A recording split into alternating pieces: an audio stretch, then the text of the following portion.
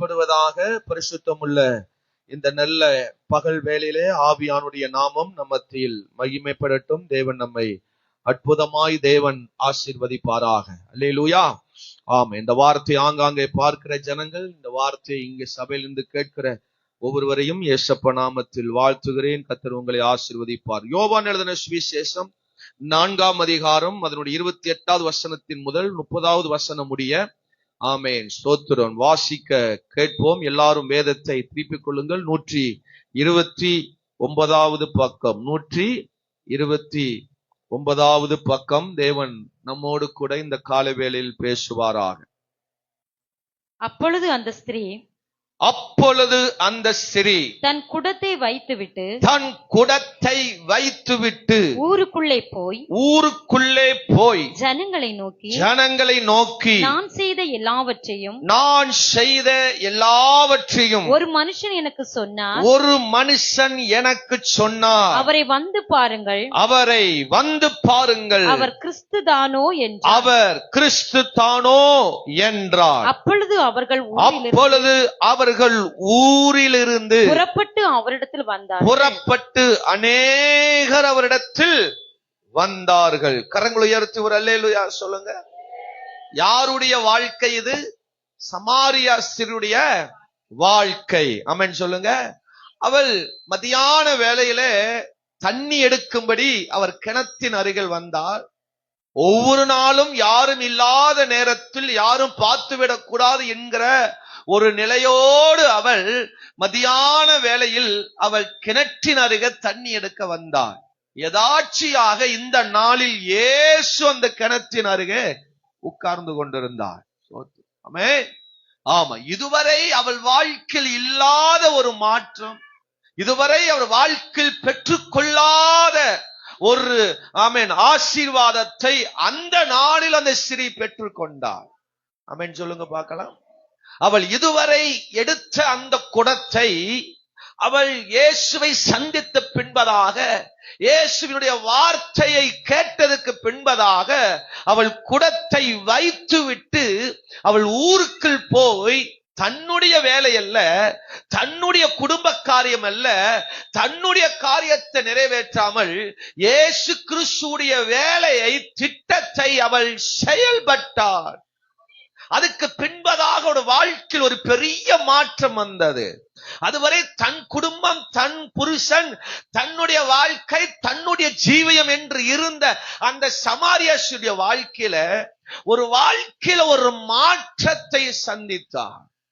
ஆமென். உங்க வாழ்க்கையில் இதுவரை சந்திக்காத ஒரு மிகப்பெரிய ஒரு மாற்றத்தை கர்த்தர் இந்த கால வேளையில கொடுக்க விரும்புகிறார். அல்லேலூயா.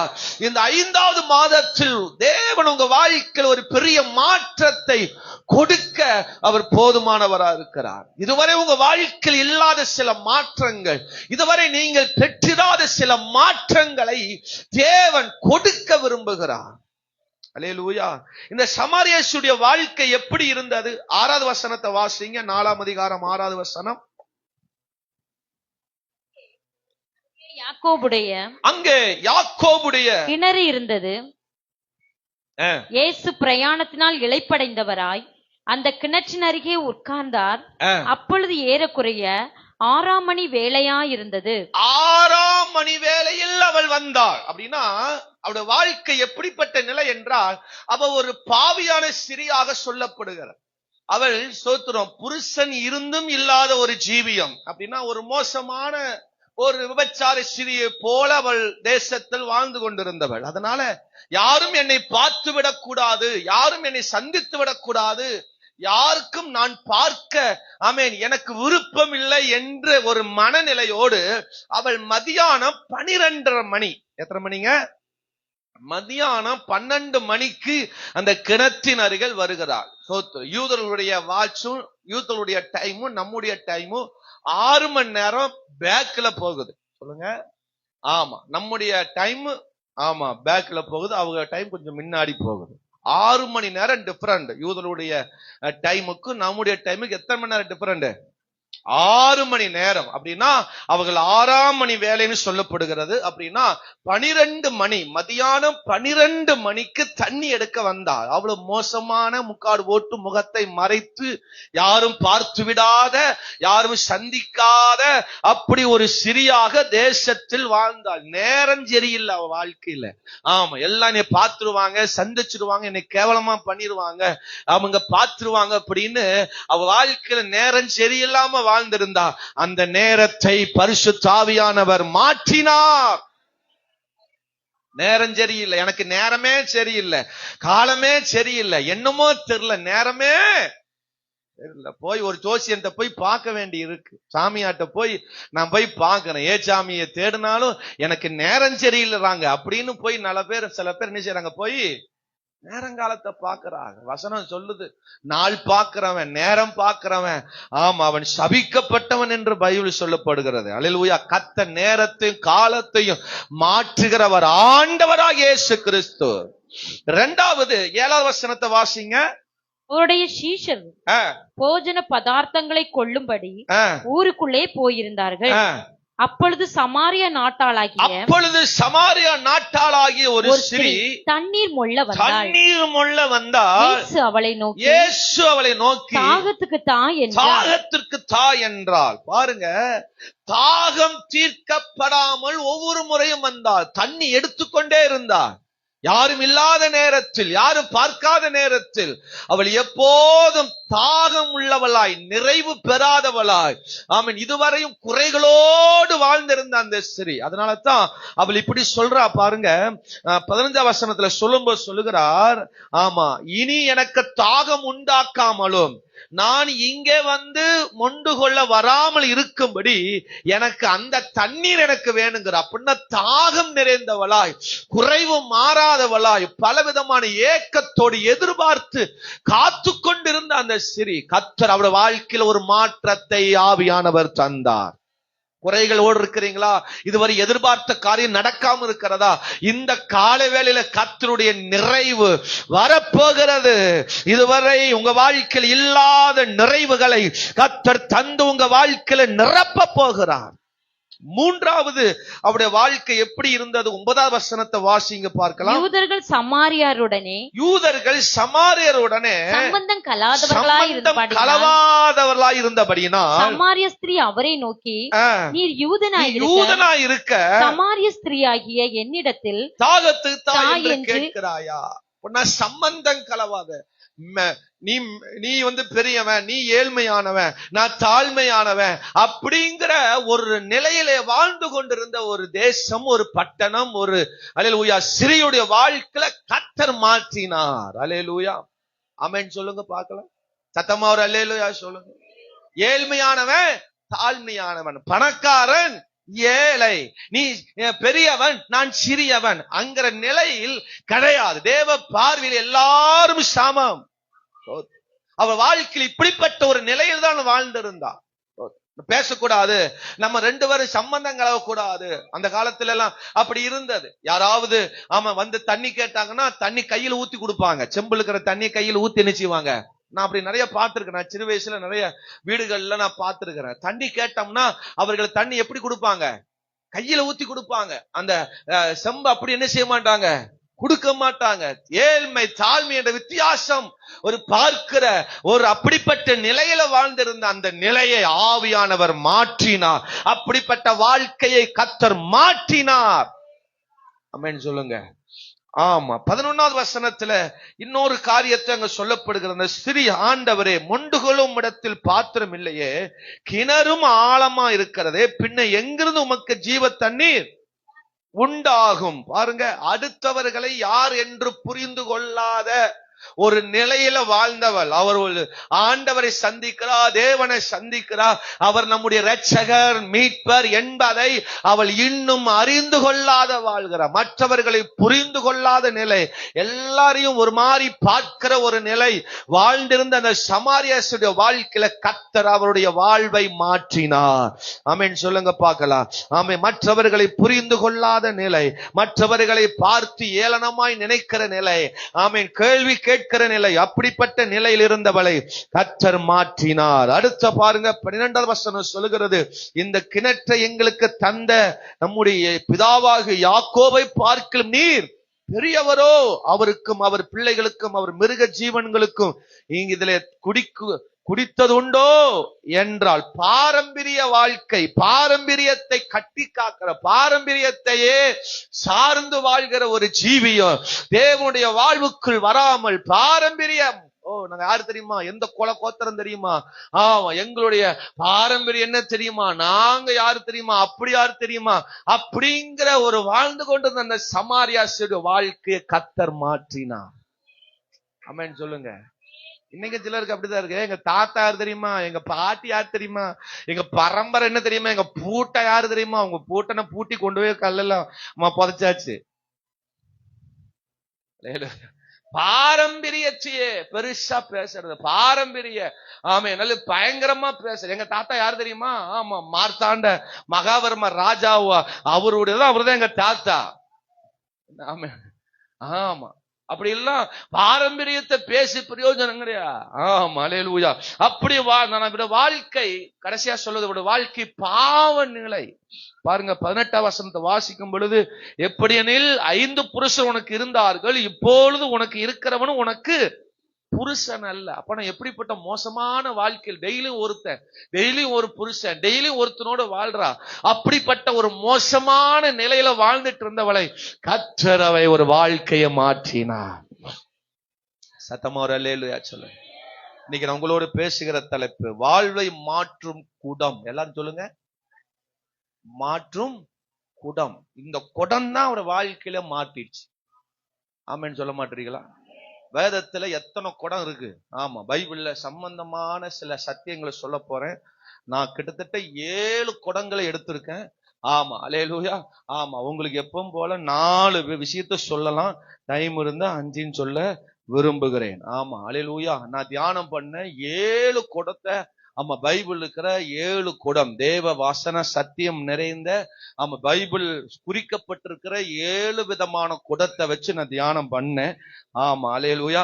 அதுல 4, மேக்சிமம் 4 ஸ்தோத்திரம், மீறி போனா 5 சொல்ல விரும்புகிறேன்.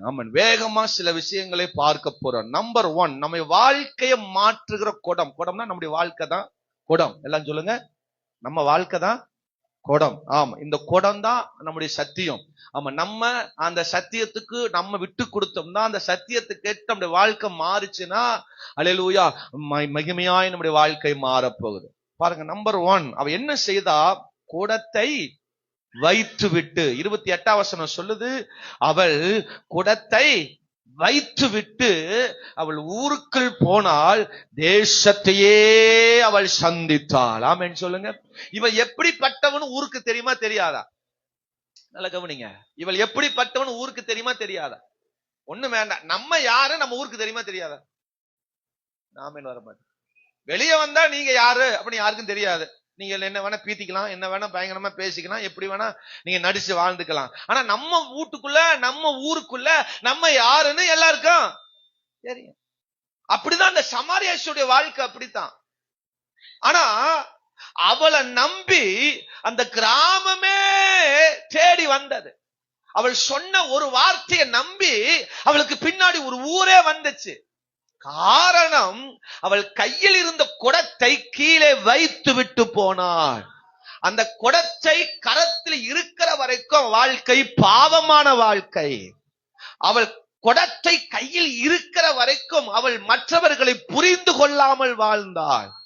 அவள் குடம் கையில் இருக்கிற வரைக்கும் அவள் தன் போன வாழ்க்கையிலே வாழ்ந்து கொண்டிருந்தாள்.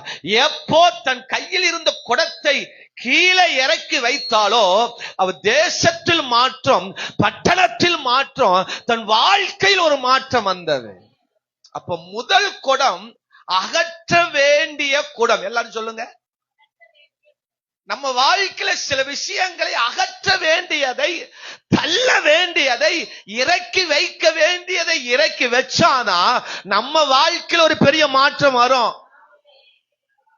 ஆமென் சொல்லுங்க. சிலர் தாம் பிடிச்ச முயலுக்கு தான் 3 காலு. பாம்புக்கு கால் இருக்கா, கால் இல்லையா? பாம்புக்கு கால் இல்ல. பாம்பு கால் இல்லைன்னா பம்புன்னு ஆயிரும். பாம்புக்கு கால் இருக்கு அப்படின்னு சிலர் புடிவா. ஆமேனே வர மாட்டேங்குப்பா. அல்லேலூயா சொல்லுங்க. பாம்புக்கு காலு இல்ல. ஒரு ஆளு பாம்பு கால் இருக்குங்குது, ஒரு ஆளு இல்லைங்குது. முயலுக்கு ஒரு ஆளு 3 காலுங்குது, ஒரு ஆளு 2 காலுங்குது. புடிவாதம். சில விஷயங்களை விடுனா விடுறதில்ல, சில விஷயங்களை அகற்றுனா அகற்றதில்ல, சில விஷயங்களை தள்ளி விடுனா தள்ளுறதில்ல, தூக்கி வச்சுக்கிறது. ஆமேன் வர மாட்டேன். ஒரு அல்லேலூயா சொல்லுங்க. ஆண்டவர் அறிஞ்ச, தேவனை அறிஞ்ச, சத்தியத்தை அறிஞ்ச தேவ பிள்ளையா வாழ்கிற வாழ்க்கையில தேவன் சில விஷயங்களை விட வேண்டும் என்று விரும்புகிறார். சில விஷயங்களை தள்ளி வைக்க வேண்டும் என்று விரும்புகிறார். சில விஷயங்களை ஆகாது என்று கர்த்தர் சில விஷயங்களை தள்ள வைக்க விரும்புகிறார். ஆனா நம்ம தூக்கி வச்சுக்கிறோம். அல்லேலூயா. ஒரு ஆமென் சொல்லுங்க. சத்தமா. நேத்திக்கு ஒரு ஸ்திரீ ஜெபிக்கிறதுக்காக வந்தாங்க. யாரு, எந்த ஊரு, இதெல்லாம் நீங்களே தெரிஞ்சுக்குங்க, நான் சொல்ல மாட்டேன். ஆண்டவர் அறியாதவங்க தான், ஆனா ஜெபிக்கிறதுக்குன்னு வந்தாங்க. அவங்க வந்தோடனே அவங்க மேல ஒரு நாட்டம். நான் இங்க நிக்க, அவங்க அங்க ஜன்னலுக்கு வெளியே நிக்கிறாங்க. ஆனா அந்த ஜன்னலுக்கு வெளியே நிக்கும் பொழுதே எனக்கு என்ன வருது? பயங்கரமான பாக்கு நாட்டம். என்ன நாட்டம்? பாக்கு நாட்டம். ஆனா யாரு வேணும்? யாரு வேணும்? இயேசு வேணும். ஜெபம் வேணும், ஊழியக்காரர் வேணும், ஜெபம் வேணும், எனக்கு ஆசீர்வாதம் வேணும், விடுதலை வேணும். ஆனா நான் விட மாட்டேன். நான் புடிச்சத லேலுயா வர மாட்டேங்குது பாருங்க. அந்த ஸ்திரீ தன் குடத்தை வைத்து விட்டு ஊருக்குள் போனாள். அந்த குடத்தோட போயிருந்தானா எல்லாம் அடிச்சு துரத்திருப்பாங்க. இந்த குடம் தான் அவளுக்கு அடையாளம். மதியான நேரத்துல குடம் எடுத்துட்டு வர்றவா அப்படிங்கிறத ஊருக்குள்ள ஒரு பேர் வச்சிருப்பாங்க அவன் மேல. நீ அதிகமா தண்ணி சேர்ந்தீங்கன்னு வச்சுக்க, உங்க பேர் என்ன தெரியுமா? தண்ணி இறைக்கிறவ. தண்ணி கொண்டு எங்க ஊத்துறான்னு இப்படி தண்ணி சேர்ந்தரா சொல்றாங்களா? சொல்றாங்களா? அட இவ்வளவு தண்ணி எதுக்குதான் வச்சு என்னதான் பண்ண போறா? தண்ணி அடியா இருக்கிறா அவ. ஒரே தண்ணி கேஸா இருக்கு. புருஷன் வேற தண்ணி இறக்குறாரு, பொண்டாட்டி வேற தண்ணி இறைக்கிறார். ஆமே லேலுயா. அப்படிதான் இவளை பேசி இருப்பாங்க, அப்படிதான் அவட்ட சொல்லி இருப்பாங்க. ஆனா அந்த குடத்தை எப்ப இறக்கி வைத்தாலோ வாழ்க்கையில் ஒரு பெரிய மாற்றம். தேசமே புறப்பட்டு அவள் பின்னாடி வர்றாங்க. அந்த குடம் கையில் இருக்கிற வரைக்கும் அவள் வேசி, குடம் கையில் இருக்கிற வரைக்கும் அவள் விபச்சாரி, குடம் கையில் இருக்கிற வரைக்கும் அவள் பாவியான ஸ்திரீ, குடம் கையில் இருக்கிற வரைக்கும் யாரும் அவளை சந்திக்காதீர்கள், அவள் பயங்கரமான மோசமான காரியம் என்று சொன்னவர்கள் எப்போ குடத்தை இறக்கி வைத்தாலோ அவளை தேடி ஒரு தேசமே வருது. ஏன் உங்க புருஷன் ரட்சிக்கப்படல? ஏன் உங்க தேசம் ரட்சிக்கப்படல? ஏன் உங்க சந்தை ரட்சிக்கப்படல? நீ இறக்க வேண்டியது இன்னும் இறக்காம இருக்க. ஹலோ, திருவிருந்துல பானம் பண்றோம், ஆராதிக்கிறோம், அந்நிய பாஷையில பேசுறோம், ஆவியில நிரம்புறோம். ஐயோ நம்ம குதிக்கிற குதி பயங்கரம். என்ன ஆமேன் வர மாட்டே? அல்லேலூயா. நான் சொல்றது எத்தனை நேரத்துக்கு விளங்குது? வைக்க வேண்டிய குடத்தை இறக்கி வச்சாதான் உங்க வாழ்க்கையில் ஒரு பெரிய மாற்றம் வரும். அல்லேலூயா சொல்லுங்க. அது என்னத்தை இறக்கணும்னு நீங்க தான் அதை டிசைட் பண்ணணும். நீங்க தான் முடிவு பண்ணணும். உங்க வாழ்க்கையில எதை இறக்கி வைக்கணும்னு கர்த்தர் விரும்புறாரோ அதை இறக்கி வைக்கணும். தள்ள வேண்டியதை அகற்ற வேண்டியதை அகற்றணும். அல்லேலூயா சொல்லுங்க. புருஷனும் வேணும், குழந்தைனாரும் வேணும்னா முடியாது. என்னை பத்தி உங்களுக்கு தெரியும், நான் அப்படியே பேசுறாள், யாருக்கும் எதுக்கும் பயப்படாதான். ஆமேன்னு சொல்லுங்க. மனைவி வேணும், குழந்தையா வேணும், இதுவும் வேணும், அதுவும் வேணும். ஆமேன்னு சொல்லுங்க. அப்பமும் வேணும், அசிங்கமும் வேணும். அலையில வர மாட்டேங்க. ஆமே, திருவிருந்தும் வேணும், திரவியமும் வேணும். ஆமே, விட வேண்டியதை விட்டாத்தான் அவங்க வாழ்க்கை மாறும். சில விஷயங்களை நம்முடைய வாழ்க்கை விட்டு அகற்றினாத்தான் சில விஷயங்கள் நம்முடைய வாழ்க்கையில மாற்றம் வரும். இல்லாட்டி வாழ்க்கையில மாற்றதுக்கு வாய்ப்பே இல்லை. ஆண்டவர் சொன்னாரா நீ இதெல்லாம் விடணும், நீ இதெல்லாம் மாற்றணும் அப்படின்னு அங்க எங்கேயாவது அங்க ஆண்டவர் சொல்றாரா? நீ குடத்தை வச்சுட்டு ஊருக்குள்ள போ, எல்லாம் சுவிசேஷம் அறிவி அப்படின்னு சொன்னாரா? சொல்லல. அவள் விட்டாள். அவ போய் சொன்ன சுவிசேஷம் என்ன சுவிசேஷம்? ஊருக்குள்ள போய் சொன்ன வார்த்தை என்ன வார்த்தை தெரியுமா? வந்து பாருங்கள். என்ன சொன்னா? வந்து பாருங்கள். நான் அந்த இயேசுவை உலகார பேசாம இயேசுவை வந்து பாருங்கள். நான் சந்தித்த என் வாழ்க்கை ஒரு மாற்றம் வந்திருக்கிறது. நீங்களும் வந்து பாருங்கள். முதல்ல அவளைத்தான் பார்த்திருப்பாங்க, முதல்ல அவருடைய பேச்ச பார்த்திருப்பாங்க, அவருடைய நடைமுறையை பார்த்திருப்பாங்க, அவர் செயலை பார்த்திருப்பாங்க. அதுக்கு பின்புதான் ஜனங்கள் பின்னாடி வந்தாங்க. ஆமேன்னு சொல்லுங்க. நம்ம விட வேண்டியதை விடணும். இன்னும் கெட்ட வார்த்தை நம்ம வாய் விட்டு போக மாட்டேங்குது. அல்லேலூயா. ஆமேன்னு சொல்லுங்க. இன்னும் நம்ம வாயில இருந்த எல்லாம் போகல. வெத்தலை பாக்கு கீக்கு கரும கந்தராணி எல்லாம் இன்னும் வாழ்க்கையில் இருக்கிற வரைக்கும் நம்முடைய வாழ்க்கையில விடுதலை அடைய முடியாது. வாழ்க்கையில மாற்றத்தை பார்க்க முடியாது. ஆமேன்னு சொல்லுங்க. இன்னும் சிலர் வாழ்க்கையில பொய் தான். பொய்ய விடவே மாற்றோம். வாய திறந்தா பொய். அது அம்மா பொய், அப்புறம் அப்பா பொய், அப்புறம் பையன் பொய், புள்ள பொய், எல்லாம் அப்படி கண்டினியூ ஆகுது. அம்மா எப்படி பொய் சொல்லுமோ அப்படியே பிள்ளைகளும் பொய் சொல்லுது. அழகா பொய் சொல்லு. அம்மா சொல்லி கொடுத்துருப்பா. அம்மா இல்லைன்னு சொல்லுடா அப்படி சின்ன வயசுலயே சொல்லி சொல்லி கொடுத்தாங்க. பைனான்ஸுக்காரன் வருவானா செவ்வாய்க்கிழமை, பைனான்ஸுக்காரன் அவன்கிட்ட சொல், வீட்டுக்குள்ள கிச்சனுக்குள்ள அம்மா வேலை செய்யும். சொல்லுவ, டேய் வெளியே போய் சொல்றா அம்மா இல்லைன்னு சொல்றாங்க. அவன் அப்படியே போய் சொல்லுவான், அம்மா இல்லைன்னு சொல்ல சொன்னாங்கம்பா. ஆமே. ஆமா, நம்ம அப்படி சின்ன வயசுல இருந்தே அப்படி பொய்ய சொல்லி பிள்ளைக்கு அப்படி என்ன வந்துடும்? நம்முடைய பழக்கம் தான் அப்படியே அடுத்த சந்ததிகளை அப்படி என்ன செய்யுது? ஆக்குகிறது. அப்போ அகற்ற வேண்டிய குடம், தள்ள வேண்டிய குடம், இறக்கி வைக்க வேண்டிய குடத்தை நம்ம இறக்கி வச்சா தேசம், நம்முடைய பட்டணம் சந்திக்கப்படும். அல்லேலூயா. நம்ம இறக்கி வைக்க மாட்டோம். விட முடியலையே. ஐயோ, எப்படி பாஸ்டர் விடுவீங்க? வெயில் காலத்துல அதை போட்டு துப்புனாதானே அப்படி ஒரு ரசனையா இருக்கு, இன்பமா இருக்கு. ஐயோ, முதல்ல எல்லாம் திருவிருந்து, இந்த கொரோனாக்கு முன்னர் திருவிருந்து பாத்திரத்துல கொண்டு போய் கொடுப்போம். அப்பதான் எல்லா வாயும் நான் பார்ப்பேன். இப்ப வாயில பார்க்க முடியல. ஆமே.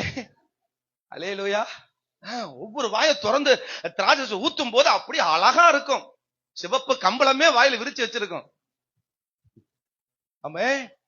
அல்லேலூயா. விட வேண்டியதை, தேவனுக்கு பிரியம் இல்லாததை, விட வேண்டியதை, தேவன் வெறுக்கிறதை நம்ம விட வேண்டும். தானியேல் 4ஆம் அதிகாரம் 27வது வசனத்தை ஒருவர் சத்தமாக வாசிங்க பார்க்கலாம். தானியேல் 4ஆம் அதிகாரம் 27வது வசனத்தை வாசிங்க. ராஜாவே, நாங்கள் சொல்லும் ஆலோசனையை நீர் அங்கீகரித்துக் கொண்டு, நீதியை செய்து உமது பாவங்களையும் சிறுமையானவர்களுக்கு இறங்கி உமது அக்கிரமங்களை அகற்றிவிடும். அப்பொழுது உம்முடைய வாழ்வு நீடித்திருக்கும். ஹலோ, நேபுகாத்நேச்சர் சேட்டை ரொம்ப ஓவர் சேட்டை. அவன் போடுற சட்டை, அவன் பண்றது எல்லாமே அப்படி பயங்கரமா பண்ணான். தேவனுடைய ஆலோசனை அவனுக்கு போகுது. நாங்க சொல்றது கொஞ்சம் கேளும். உங்களுடைய வாழ்நாள் நீடித்திருப்பதற்கு, உங்களுடைய பதவி நீடித்திருப்பதற்கு, நீ செய்யற காரியம் நல்லதா நடப்பதற்கு நாங்க சொல்றது கேளும். நீ சிறுமையானவர்களை கொஞ்சம் ஏறெடுத்து பாரு. உங்க அக்கிரமங்கள்லாம் கொஞ்சம் அகற்றி விடும். உங்க வாழ்வு எப்படி இருக்கும்? அல்லேலூயா சொல்லுங்க சத்தமா, ஒரு அல்லேலூயா. தேவன் சொல்ற ஆலோசனையோ கொஞ்சம் கேளுங்க. ஆமென் சொல்லுங்க. குடிக்கிறதுனாலயோ, ஆமா புகை போடுறதுனாலயோ, வெத்தலைபாக்கு போடுறதுனாலயோ, புகழ போடுறதுனாலயோ உங்க வாழ்நாள் ரொம்ப குறுகிய நாட்களாய் மாறும். சரீரத்திற்கும் கேடு, ஆவிக்குரிய வாழ்க்கைக்கு அதை விட கேடு. ஆமென் சொல்லுங்க. அல்லேலூயா. வீட்டுல எப்ப பார்த்தாலும் சண்டை. கிறிஸ்தவ வீட்டுக்குள்ள சண்டை. பயங்கர சண்டை, 7 வீட்டு கேட்கிற மாதிரி சண்டை. ஆமே, அல்லேலூயா. வாழ்க்கையில் பயங்கர சண்டை, புருஷன் முன்னாடிக்குள்ள எப்பவுமே சண்டை. அதை பிள்ளைகள் வாழ்க்கையில் அப்படியே தொடரும். விட வேண்டியதை அகற்ற வேண்டியதை தள்ள வேண்டியதை அகற்றினாள். ஆமென் சொல்லுங்க. ஆமா, இன்னொரு வசனம் சொல்லுது, அருவருப்புகளை நம்ம என்ன செய்யணும்? அகற்றணுமா. எரேமியா 4ஆம் அதிகாரம் 1வது வசனத்தை வாசிக்கும் பொழுது, எரேமியா 4ஆம் அதிகாரம் 1வது வசனத்தை, இஸ்ரவேலே நீ திரும்புகிறதற்கு மனதாய் இருந்தால் என்னிடத்தில் திரும்பு என்று கர்த்தர் சொல்றார். நீ உன் அருவருப்புகளை என் பார்வையில் நின்று அகற்றிவிட்டால் நீ இனி அலைந்து திரிவதில்லை. பாருங்க, எதை விடணும்? அருவருப்புகளை. தேவனுக்கு பிரியமில்லாத வெற்றினா நீ எங்கேயும் அலைந்து திரிய வேண்டாம், நீ கஷ்டப்படவே வேண்டாம். உன் வாழ்க்கையில மகிமையாய் கர்த்தர் ஆசீர்வதிப்பார். அருவருப்புகள், தேவனுக்கு பிரியமில்லாத அருவருப்புகள், தொடக்கூடாதுன்னா தொடாத. சோத்திரம். 2 கொரிந்தியர் 1 கொரிந்தியர்ல வாசிக்கிறோமே, 5ஆம் அதிகாரத்திலயா கடைசியில வாசிக்கிறோம். ஆமா, அசுத்தமானதை தொடாத. பேலியாளுக்கும் விசுவாசிகளுக்கும் சம்பந்தம் ஏது? விசுவாசிகளோடு ஐக்கியமா இருக்க முடியல, ஆனா அவிசுவாசிகளோடு பயங்கர ஐக்கியம். விசுவாசிகளோடு ஒரு சோத்திரம் சொல்ல முடியல, மூஞ்சிய பார்த்துட்டு.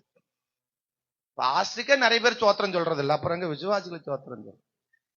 பாஸ்டர் பார்த்தாவே அப்படின்னு போறாங்க, அப்புறம் விசுவாசி பார்த்து சோத்திரம் சொல்லி 4 வார்த்தை எப்படி விசாரிக்கிறது? ஆனா அந்நியவர்களோடு அந்நிய மக்களோடு பயங்கர ஐக்கா, பயங்கர சிரிப்பு. அவர்களோடு மணிக்கோர் உட்கார்ந்து பேசுறது. விசுவாசிகளோட ஒரு நிமிஷம் கூட பேச முடியல. பாஸ்டர், விசுவாசிகளோட நீங்க முதல்ல பேசி பாருங்க பாஸ்டர்ங்கிறீங்களா? ஆமே, அல்லேலூயா. அந்நியர்களோடு பயங்கர உறவு, அந்நியர்களோடு பயங்கர ஐக்கியம். சோத்திரம். ஆனா தேவ பிள்ளைகளோடு அந்த ஐக்கியத்தை என்ன செய்ய முடியல? அவர்கள் அவங்களை பர்வத்துல கூட்டிட்டு போய் உங்களை உட்கார வச்சுட்டு உட்கார்ந்து பக்கத்துல உட்கார்ந்து கதை பேசிட்டு இருப்பாங்க. ஆவிக்குரிய பிள்ளைகளோடு இணைக்க முடியலையே, இணைக்க முடியல. அன்பு ஐக்கியத்தை சேர்க்க முடியலையே, சேர்க்க மாற்றமே. இங்க சிலர்லாம் சொந்தக்காரலா இருக்கிறீங்க, குடும்ப உறவுகளா இருக்கிறீங்க. குடும்ப உறவுகளா இருந்தாலும் நம்ம நல்ல ஐக்கியத்தோடு இருக்கிறோமா? நான் ஐக்கியத்தோடு இருக்கிறோம் பாஸ்டர்னு சொல்றாங்களா? கையை உயர்த்தி ஆமேன்னு சொல்லுங்க. எத்தனை கை வருதுன்னு நானும் பார்க்க. திருவிருந்து வேற பாலம். அந்த பீலாத்தும் என்ன புழுகாணி திருவிருந்து எடுக்கிறோம். ஒரு சபைக்குள் இருக்கிற ஒரு சொந்த உறவுக்குள் இருக்கிற ஒரு ஆள் கூட ஒரு ஐக்கியப்பட முடியல. நீ திரும்பினார், வசனம் சொல்றது, மனது இறங்கினார், என்னிடத்தில் திரும்பின கர்த்தர் அருவருப்புகளை என் பார்வையில் நின்று அகற்றி விட்டார். நான் பல வருஷமா சொல்றேன், இந்த கொடுக்கல் வாக்கல்ல யாரும் செய்யாதீங்க. பிரச்சனை அதுலதான் வருது. மச்சான், நம்மெல்லாம் ஒரே சாவை, எனக்கு ஒரு 10,000 ரூபாய் கடன் வாங்கி கொடு மச்சான். நான் எனக்கு ஆரம்பத்துல இருந்து நான் சொல்றேன், இந்த பொழப்ப சேர்க்காதீங்க. உங்க சொந்தக்காரரா யாரா இருந்தாலும் சரி, நல்ல அன்போட ஐக்கியோட சரீர உழைப்பு கொடுங்க. அவ வீட்டுல ஒரு காரியமா போய் நல்லா உழைங்க, செய்யுங்க, எல்லாம் பண்ணுங்க. இந்த கொடுக்கல் வாக்குல தான் பிரச்சனை அதுலதான் வருது. ஆமே, இன்னைக்கு ஆண்டவர் நம்மோடு தெளிவா பேச விரும்புறார். நீ அகற்ற வேண்டியதை சில அகற்று. அப்போ உங்க வாழ்க்கையில ஒரு பெரிய மாற்றம் வரும், உங்க பிள்ளைகள் வாழ்க்கையில ஒரு பெரிய மாற்றம் வரும். ஆமென் சொல்லுங்க. அந்த ஸ்திரீ தன் குடத்தை என்ன செய்தார்? இறக்கி விட்டு போனார். அப்ப என்ன நடந்துச்சு? தேசமே, அந்த ஊர்ல இருந்த மக்களே, பட்டணமே, அரா சக்க, ஆமாம், தேசமே திரும்பி வந்தது. 3வது ஒரு விஷயம், ஏசாயா 58ஆம் அதிகாரம் 19ஆம் வசனத்தை வாசிங்க. இப்படி ஒரு நிலை இருக்கு, அதை மாத்தணும். 58:9 வாசிங்க ஏசாயா. அப்பொழுது நீ கூப்பிடுவாய், கர்த்தர் மறு உத்தரவு கொடுப்பார். நீ சத்தமிடுவாய், இதோ நான் இருக்கிறேன் என்று சொல்லுவார். நுகத்தடியையும் விரல் நீட்டுதலையும் நிபச்சொல்லையும் நீ உன் நடுவிலிருந்து அகற்றி. என்னதுங்க? நீ கூப்பிடுவ, நான் மறு உத்தரவு கொடுப்பேன், நீ சத்தமிடுவ, நான் இருக்கிறேன் என்று சொல்லுவா, அதெல்லாம் ஓகே தான். ஆனா நீ சில விஷயங்களை செய்யற பாரு, இதை அகற்றணும். நீ நல்லாவே இருக்க மாட்ட. நிபச்சொல் சாபமான வார்த்தை, அதிகாரமாய் மிரட்டுகிற காரியம், அதெல்லாம் கொஞ்சம் நிறுத்தணும். இது என்னமோ பெரிய வானத்து வந்து குதிச்சு வந்த மாதிரி. ஆசீர்வதிக்கிற கரம் இதெல்லாம், சபிக்கிற கரம் அல்ல. நிபச்சொல் சபிக்கிற வார்த்தை சொல்ற கரம் அல்ல. சிலர் எப்ப பார்த்தாலும் அடுத்தவங்களை விளங்க மாட்டான், விளங்க மாட்டான், விளங்க மாட்டான். என்ன உனக்கு தான் விளங்க மாட்டான? ஆமே, இவங்க பயங்கரமா ஜபம் பண்றாங்க, இவங்க ஜபத்துக்கெல்லாம் பயங்கரமா பதில் வரும். ஆனா அகற்ற வேண்டியதை நம்ம அகற்றணும். இயேசுவே இங்க பாருங்க, இயேசுவே இந்த ஒரு வாரம் எனக்கு அற்புதம் செய்யல, அடுத்த வாரம் சர்ச்சுக்கு வர மாட்டேன் இயேசுவே. அப்புறம் நீ தான் கோவிச்சுக்குவீரு. அவரா எனக்கு கோவிச்சுக்கு போறாரு? நம்ம சபிக்கல, அவரு எது கோவிச்சுக்கு போறாரு? ஆமே, அல்லேலூயா. ஆரம்ப நாட்கள் சில விசுவாசி இருந்தாங்க, பாஸ்டர் பாருங்க இப்படியே பண்ணிட்டு தான் நான் சர்ச்சுக்கு வர முடியாது, அப்ப உங்களுக்கு தான் கஷ்டம். யாரு கஷ்டமா? எனக்கு கஷ்டமா? ஆமே, அப்படிலாம் பயங்கரமா பேசுற ஆட்கள்லாம் உண்டு. அந்த வாழ்க்கை முதல்ல நம்முடைய வாழ்க்கையில மாறணும். ஆமென். அடுத்தவங்களை அதிகாரப்படுத்துகிறது, அது அடுத்தவர்களை ஆளுகை செய்யறது, அந்த ஆளுகை செய்யற அந்த வாழ்க்கை பொழப்ப முதல்ல மாத்தணும். யார பார்த்தாலும் இங்காடி இத செய்தி பண்ணடி, இல்ல பண்ணடி, நான் யார் தெரியுமா? அதெல்லாம் வேண்டாம், அதெல்லாம் வேண்டாம். தாழ்மையா இருங்க, பொறுமையா இருங்க. உங்க வாழ்க்கையில மிகப்பெரிய மாற்றத்தை பார்க்கலாம். அதிகாரப்படு, தனக்குத்தான் எல்லாம் இருக்கிற அதிகாரத்தை நம்ம காட்டுறோம். காட்ட வேண்டாம். எல்லாரும் ஒரே மக்கத்தான், எல்லாரும் ஒரே ஜனம்தான், எல்லாரும் ஒரே ரத்தத்தினால் மீட்கப்பட்டவங்க தான். சில விஷயங்களை அகற்ற வேண்டியவைகளை நம்ம அகற்றணும். இரண்டாவது ஒரு குடத்தை நம்ம பார்க்க போறோம். ஆதியாகமம் 24 அதிகாரம் 45, 46 வசனத்தை வேகமா வாசிங்க. ஆதியாகமம் 24, 45, 46. இதோ நான் இதை என் இருதயத்தில் சொல்லி முடிக்கும் முன்னே, இதோ ரெபெக்காள் தன் குடத்தை தோள் மேல் வைத்துக் கொண்டு புறப்பட்டு வந்து துறவில் இறங்கி போய் தண்ணீர் மொண்டாள். அப்பொழுது நான் எனக்கு குடிக்க தர வேண்டும் என்றேன். அவள் சீக்கிரமாய் தன் தோள் மேலிருந்த குடத்தை இறக்கி, குடியும், உம்முடைய ஒட்டகங்களுக்கு வார்ப்பேன் என்றாள். நான் குடித்தேன், ஒட்டகங்களுக்கு வார்த்தாள். ஆமென். ஒரு ஆமென் சொல்லுங்க. ஒரு பியூட்டிஃபுல்லான ஒரு சம்பவம், ரெபெக்காளுடைய சம்பவம் இந்த 24 அதிகாரத்திலே சூப்பரா எழுதப்பட்டிருக்கு. ஆமா, கவனிங்க. இப்போ தன் தோளின் மேல் இருக்கிற குடத்தை என்ன செய்தார்? அதை இறக்கி கொடுத்தாள். இரண்டாவது குடம், அயராமல் கொடுத்த குடம். எல்லாம் சொல்லுங்க, அயராமல், சோர்ந்து போகாமல், கலைந்து போகாமல், சங்கடப்படாமல், அது அப்படியே தேவனுக்காக, தேவ காரியத்திற்காக, தேவ மனுஷன் மற்றவங்களுக்கு கொடுக்கிற ஒரு இருதயம். நல்ல கவனிங்க, என்ன கவனிங்க, நல்ல கவனிங்க. இப்ப இரண்டாவது ஒரு குடம் ரெபெக்காள் கரத்தில் இருந்த குடம்.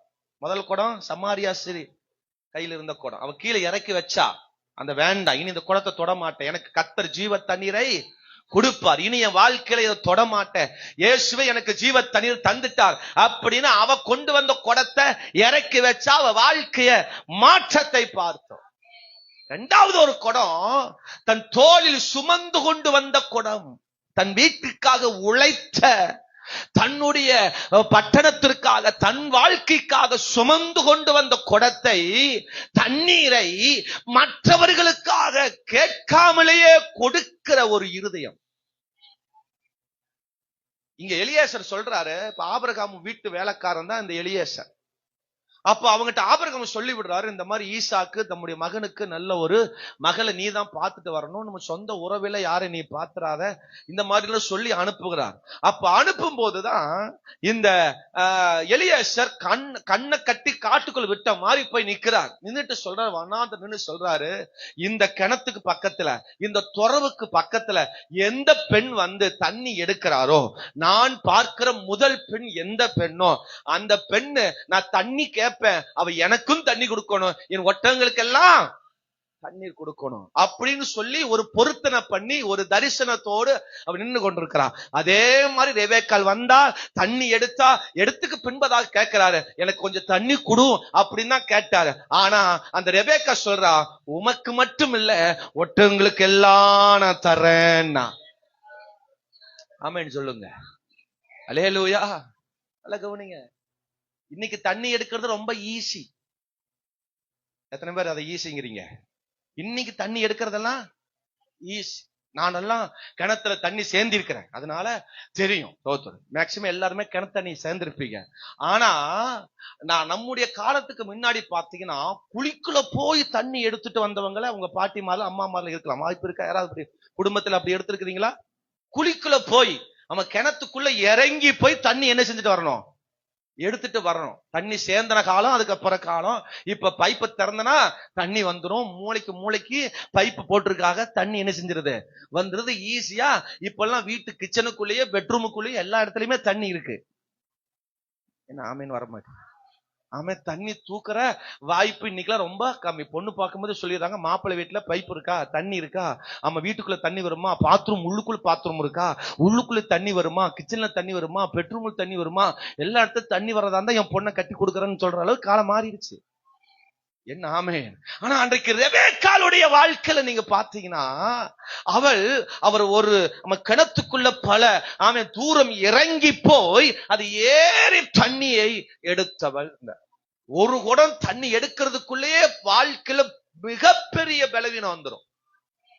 ஆமென். எத்தனை குடம் தண்ணி வீட்டுக்கு எடுத்தான்னு தெரியல. ஆனா இப்ப எலியேசருக்கு தண்ணி கொடுக்கிறான். ஒருவேளை எலியேசர் ஒரு குடம் தண்ணி குடிக்கிறான்னு வச்சுக்கோங்க, பரவாயில்ல, ஒரு குடம் குடிக்க முடியாதா ஒரு மனுஷன், ஒருவேளை ஒரு குடம் தண்ணியா அவர் குடிச்சிட்டாருன்னு வச்சுக்கோங்க. ஆனா அதுக்கு பின்பதாக ஒட்டகங்களுக்கெல்லாம் தண்ணி கொடுத்தான். யாருக்கு தண்ணி கொடுத்தா? ஒரு ஒட்டகம் எவ்வளவு தண்ணி குடிக்கும் உங்களுக்கு தெரியுமா?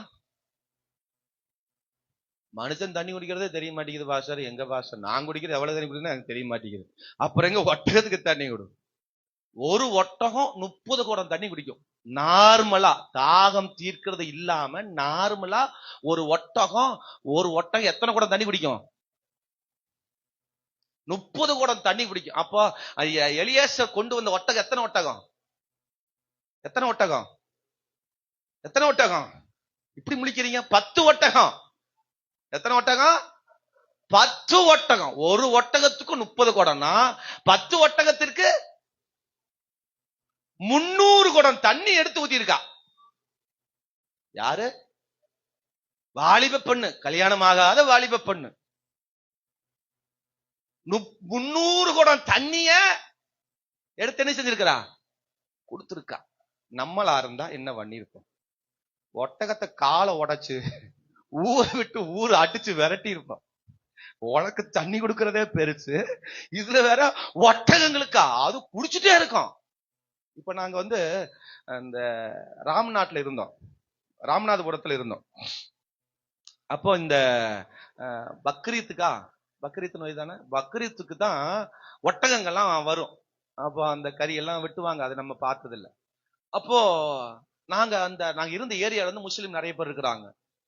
இந்த ராமேஸ்வரம், ராமநாதபுரத்துல அங்க நிறைய முஸ்லீம் இருக்காங்க. அப்ப நிறைய ஒட்டகங்கள்லாம் வந்திருந்தது. அப்போ ஊரா அப்படியே அந்த வீதிகளுக்கெல்லாம் அப்படியே நடந்து கூட்டு வந்திருந்தாங்க. அப்போ நாங்க தண்ணி பிடிச்சிட்டு இருந்தோம், நாங்க தண்ணி பைப்பில் பிடிச்சிட்டு இருந்தோம். ஒட்டகம் அந்த தண்ணி குடிக்கிறதுக்காக வந்துச்சு. உடனே ஒரு பக்கெட் வச்சு அந்த குடத்தை எடுத்து ஊத்திட்டு திரும்புறதுக்குள்ள அந்த ஒரு பக்கெட் தண்ணி காணோம். அப்பா சாமி, அன்னைக்குதான் நான் ஒட்டகத்துடைய படிச்சிருக்கிறோம், அன்னைக்குதான் பார்த்தேன் ஊத்துறதுக்குள்ள காலி ஆயிருது. ஊத்த அது ஒரே உறிஞ்சில ஒரு பக்கெட் தண்ணி குடிச்சிருது. அப்ப ரெபெக்காள் எப்படி தண்ணி செமந்து ஊத்திருப்பான்னு யோசிச்சு பாருங்க. ஒரு ஒட்டகம் இல்ல, நாங்க பார்த்த ஒரு ஒட்டகம், ஆனா இங்க 10 ஒட்டகம். ஆனா வசனம் என்ன சொல்லுது தெரியுமா? அதுக்கு முந்தின வசனங்களை வாசிக்கும் பொழுது 22வது வசனத்தை வாசிக்கும் பொழுது, ஒட்டகங்கள் குடித்து தீர்ந்த பின், எப்படிங்க அது சாதாரணமா தாகம் தீர்க்கிறதுக்கு 30 குடம் தேவை. இங்க வசனம் சொல்லுது ஒட்டகங்கள் எல்லாம் குடித்து தீர்ந்த பின்பு 300 விட தாண்டி இருக்குன்னு நினைக்கிறேன். அது வரைக்கும் எடுத்து எடுத்து ஊத்தி இருக்கிறா. பைப்புல புடிச்சு ஊத்துற மாதிரி நினைச்சிட்டீங்களா? ரெபெக்காவுடைய பிரயாசத்தை நீங்க பார்க்கணும், அவருடைய குணநலங்களை நீங்க பார்க்கணும், அவருடைய கேரக்டரை நீங்க பார்க்கணும். ஒண்ணும் வேண்டாங்க, இன்னும் வேண்டாம். உங்க புருஷன் போய் ஒரு சொம்பு தண்ணி எடுத்து குடியான்னு கேளுங்க, என்ன சொல்றாருன்னு பாரு. நீங்க போய் உங்க மனைவிட்டு போய் ஒரு சொம்பு தண்ணி எடுத்துவான்னு கேளுங்க, ஒரு செம்பை தவிர இன்னொரு செம்பு வராது, செம்பு தான் வரும். ஒரு சொம்பு தண்ணி எடுத்து குடுக்கறதே பெருசு. ஒரு சொம்பு தண்ணி குடிச்சிட்டியா, நீ எல்லாம் விளங்க மாட்டாயா, அப்ப நீ குடியா பாயா அப்படிங்கிற காலம் இந்த காலம். ஆனா ரெபெக்காள் எடுத்து எடுத்து எடுத்து எடுத்து ஒட்டகங்களுக்கு 300 அல்ல 400 அல்ல தாண்டிய போயிருக்கும். அவ்வளவு தண்ணி எடுத்து எடுத்து கீழே இறங்கணும். பாருங்க அவரோட கேரக்டர் பாருங்க. இறங்கும் போது வெறுமையாத்தான் இறங்குவா, ஏறும் போது நிறைவோடு ஏறுவா. ஆனா ஒட்டகங்களுக்கு வார்க்கும் போது மடி வெறுமையாவா, மறுபடியும் கீழே இறங்குவா, வெறுமையா இறங்குவா, மடி மேல ஏறுவா, இறங்குவா ஏறுவா, இறங்குவா ஏறுவா. ஒரு தடவை சோர்ந்து போகல, ஒரு தடவை சங்கடப்படல, ஒரு தடவை கூட சண்டைக்கு வரல. என்ன இவ்வளவு குடிக்குது, என்ன இவ்வளவு தண்ணி எடுக்கணுமா, இவ்வளவு தண்ணி ஊத்தணுமா, நானே வீட்டுக்கு தண்ணி எடுக்க முடியாம சிரமப்படுறேன், அப்படி இப்படின்னு ஒரு வார்த்தை கூட ரெபெக்கா அங்க பேசல. பாருங்க 17ஆம் வசனம் சொல்லுது, அப்பொழுது அந்த ஊழியக்காரன் அவள் இடத்துல எதிர்கொண்டு ஓடி, உன் குடத்தில் இருக்கிற தண்ணீரை கொஞ்சம் குடிக்க வேண்டும் என்றார். அதற்கு அவள், குடியும் என் ஆண்டவனே, சீக்கிரமாய் குடத்தை தன் கையில் இருந்து இறக்கி கொண்டு, நீங்க எடுத்துட்டு போறீங்க, குடத்தை எடுத்துட்டு போறீங்க. நான் குடத்தையெல்லாம் வச்சு ஆக்ஷன் பண்ணி பார்த்தேன், லைவுக்கு இடம் பார்த்ததுனாலதான் அதெல்லாம் பண்ணல. ஒவ்வொரு குடம் ஒவ்வொரு அல்லேலூயா ஒவ்வொரு நிறம். இப்ப சமாரியாசிரி எடுத்த குடம் அது வேற ஒரு கலர், கருப்பு கலர் சாம்ப கலர்ல சேர்ந்த ஒரு குடம். நான் என்னுடைய இதுல சொல்றேன். ரெபெக்காள் எடுத்த குடம் ஒயிட் குடம், மஞ்சள் குடம், வெளுப்பானது, பிரகாசமான ஒரு குடம். ஆமென் சொல்லுங்க. அன்னைக்கெல்லாம் அந்த குடம் இருந்துச்சான்னு தெரியல, பிளாஸ்டிக் குடம். இன்னைக்கெல்லாம் பிளாஸ்டிக், அன்னைக்கெல்லாம் அப்படி இல்ல, தோல்ல துணிகள் இல்ல, ஆமா உண்டாக்கப்பட்ட குடங்கள், கல்லுகளிலே உண்டாக்கப்பட்ட குடம். கல்லுதான் அன்னைக்கெல்லாம் குடம், கல்லுலயே அப்படி குடமா வெட்டி இருப்பாங்க. அப்ப அந்த குடத்தை தூக்குறதே பெருசு, அது பயங்கர வெயிட்டா இருக்கும். பிளாஸ்டிக் குடத்தை நம்மளால தூக்க முடியல ஏனுங்க. ஆனா அன்னைக்கு கல்லு, என்ன குடங்க, கல்லு, அந்த பாறை கல்லுக்கு பாத்தீங்களா, அந்த கல்லுல குடமா வெட்டி வச்சிருப்பாங்க. அத அவ எடுத்திருப்பா, தோளின் மேல் இருந்த குடம். அப்போ ஆண்கள் இன்னைக்கு தோல் மேல சுமக்கிறான், அன்னைக்கு பெண்களே தோல் மேல சுமந்திருக்கிறாங்க. ஆமென். அப்போ அதைய அவ வீட்டுக்கு ஒரு குடம் தண்ணி எடுத்து சுமந்து கொண்டு வீட்டுக்கு ஊத்துறதே பெருசு. அந்த தண்ணீரை நம்ம எலியேசருக்கும் அவருடைய ஒட்டகங்களுக்கு எல்லாம் உடனே உடனே யோசிக்காம, எதையும் யோசிக்காம கொடுத்தா. பாருங்க, நம்மளா இருந்தா என்ன வேணுமா, ஆனா இப்பதானே ஒரு குடம் எடுத்தேன், தண்ணி எடுத்தேன், அதுக்குள்ள வந்துட்டேன், இரு அந்த குடத்தை ஊத்திட்டு அடுத்து உங்களுக்கு ஒரு குடம் கொடுத்துறேன். அதுக்குள்ள அந்த அண்ணன் வேற ஊருக்கு போயிடுறாரு. ஆனா ரெபெக்காள் உடனே சீக்கிரமாய் குடத்தை தன் கையில் இருந்து, இன்னைக்கு ரெபெக்காளை குறிச்சு நம்ம வாசிக்கிறோம்னா அதுதான். பெண்கள், சகோதரிமார், வாலிப பெண்கள், நல்ல கேரக்டர் உங்களுக்குள்ள இருந்துச்சுன்னா உங்க வாழ்க்கை மகிமையா மாறும். அல்லேலூயா சொல்லுங்க. உங்க வாழ்க்கையினுடைய குணநலத்துலதான் உங்களுடைய வாழ்க்கையோட மாற்றமே இருக்கு.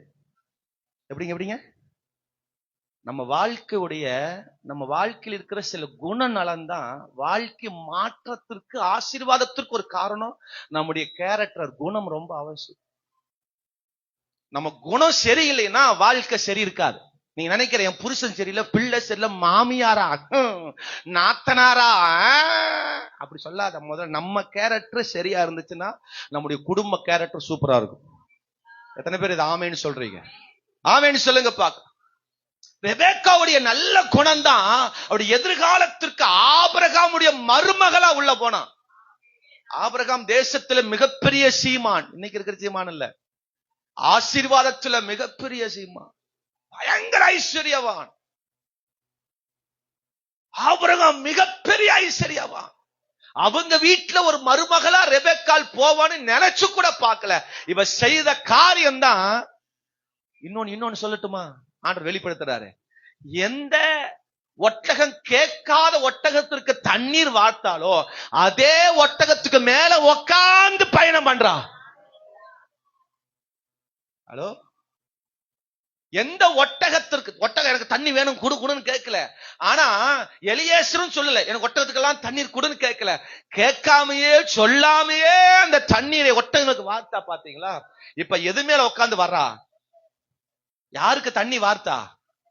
அந்த ஒட்டகத்துக்கு மேலே உட்காந்து. நாம என்ன வர மாட்டீங்க? பாஸ்ட் ஏதோ பொருளா விடுற மாதிரி பாக்குறீங்க. 65 வசனத்தை வாசிங்க. ஊழியக்காரரை நோக்கி, அங்கே வெளியிலே நமக்கு எதிராக நடந்து வருகிற அந்த மனிதன் யார் என்று கேட்டாள். அவர்தான் என் எஜமான் என்று ஊழியக்காரன் சொன்னான். அப்பொழுது அவள் ஒட்டகத்தை விட்டு இறங்கி, பாருங்க, இதுல இருந்து இறங்குறா.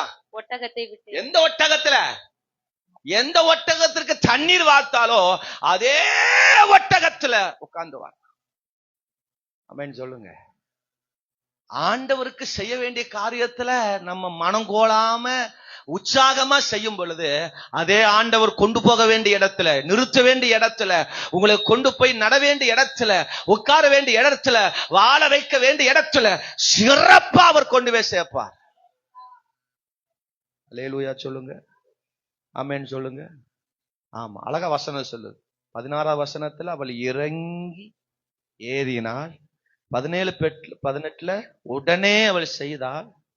ஒட்டங்களுக்கு எல்லாம் குடித்து தீர்க்கும்படி 19 வசனத்துல எல்லாம் பாருங்க, வசனம் சொல்லு. ஒட்டகங்களுக்கு குடித்து தீர் மட்டும் அவைகளை மொண்டு முதலே சொல்லிட்டா. அப்பனா ஒட்டகத்தை குறிச்சு அவளுக்கு நிச்சயமா தெரியும். தெரியாம ஒட்டகங்களுக்கு தண்ணி ஊத்துல. அன்னைக்குள்ள ஒட்டகங்கள் நிறைய இருந்திருக்கலாம். ஒட்டகம் குடித்து தீர்ற வரைக்கும் நான் தண்ணி கொடுப்பேன், எடுத்த நான் வார்ப்பேன், ஊத்துவேன் அப்படின்னு சொல்றா. நம்மளா இருந்தா, பாஸ்டமா வேலை முடிஞ்சுங்களா, இல்ல இன்னும் இருக்குங்களா, இல்ல போகலாங்களா, இல்ல இன்னும் செய்யலாங்களா? நம்மளா இருந்தா என்ன சொல்லியிருக்கும் தெரியுமா? ஒட்டகமே ஒட்டகமே, எனக்கு தண்ணி ஊத்துற அளவுக்கு தெம்பு கிடையாது, என் புருஷனுக்கு தண்ணி ஊத்துறதே பெருசு, இந்த ஒட்டகங்களுக்கு எல்லாம் நான் தண்ணி ஊத்தணுமா? மரியாதைய வாயை அடிச்சுட்டு போயிருச்சாமி, நான் என் வீட்டு பொழப்பாத்து நான் போய்க்கிறேன். ஆமே ஆமே.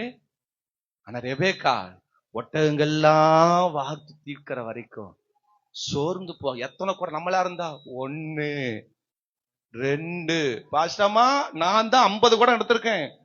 பாஸ்டமா பாஸ்டமா காது கேக்குதா? பெரிய பாஸ்டமா, பின்னாடி இருக்கிற பாஸ்டமா, நான் தான். அவ வந்தா போயிட்டா, ஒரு குடம் ஊத்திட்டு போயிட்டா, நான் தான் மீதி 50 குடமும். 50 குடம் நான் தான். 10 பாத்திரம் நான் தான் விளக்குனேன்.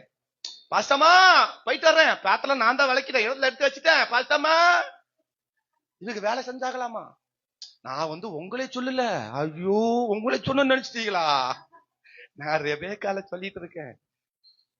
ஆமேன்னு சொல்லுங்க. எனக்கு அன்னைக்கெல்லாம் விளங்கல. பாஸ்டமா எல்லாம் வச்சுட்டேன், புட்டிட்டேன், வச்சுட்டேன், எல்லாம் செஞ்சுட்டேன், எல்லாம் அங்க இருந்தாலும் எடுத்துட்டேன், எல்லாம் இவங்க செஞ்சாகலாமா? நான் உங்களே சொல்லலீங்கோ. ஆமேன்னு சொல்லுங்க. ஆனா இவ்வளவு தண்ணி இறைச்சவ ஒரு கூட தண்ணி கூட எண்ணாம ஊத்தி இருக்கிறா. இதெல்லாம் டோட்டல் நான் தான் டோட்டல் பண்ணிருக்கிறேன், ரெபேக்கா டோட்டல் பண்ணல. ஆமேன்னு சொல்லுங்க. நீங்க இப்படி ஒரு குடமா இருந்தீங்கன்னா நீங்கள் ஆபிரகாம் வீட்டின் எஜமான் வீட்டில் ஆசீர்வாதமா நிப்பீங்க. அல்லேலூயா சொல்லுங்க. சத்தமா ஒரு அல்லேலூயா சொல்லுங்க. எஜமான் வீட்டுல, ஆபிரகாம் வீட்டுல ஒரு மருமகளா போய் உட்கார பாருங்க. ஆளி பிள்ளைகளுக்கு சொல்றேன், இங்க இப்ப இருக்கிற உங்க கேரக்டர் தான் எதிர்காலம் உங்க மாமியார். நீங்க எப்படி இருக்கிறீங்களோ அப்படிதான் உங்க மாமியார் உங்களுக்கு அமைவாங்க. நீங்க எப்படி இருக்கிறீங்களோ அப்படிதான் உங்க மாமனார் அமைவாரு. நீங்க எப்படி இருக்கிறீங்களோ அப்படிதான் உங்க நாத்தனார் அமைவாங்க. ஆமென் சொல்லுங்க, அல்லேலூயா சொல்லுங்க. ஆனா வசனம் சொல்லுது, ரெபெக்காள் வீட்டுக்கு வந்த உடனே அவங்க அம்மாவோட துக்கம் அவனுக்கு என்ன செஞ்சிருச்சான்? மாறிடுச்சு. இன்னைக்கு நம்மனால சொல்ல முடியுமா, நம்ம மனைவி வந்ததுனால நம்ம வீட்டு துக்கம் எல்லாம் மாறுதா பெருகுதா? சாமி வாய திறக்க வேண்டாம் சாமிங்கிறீங்களா?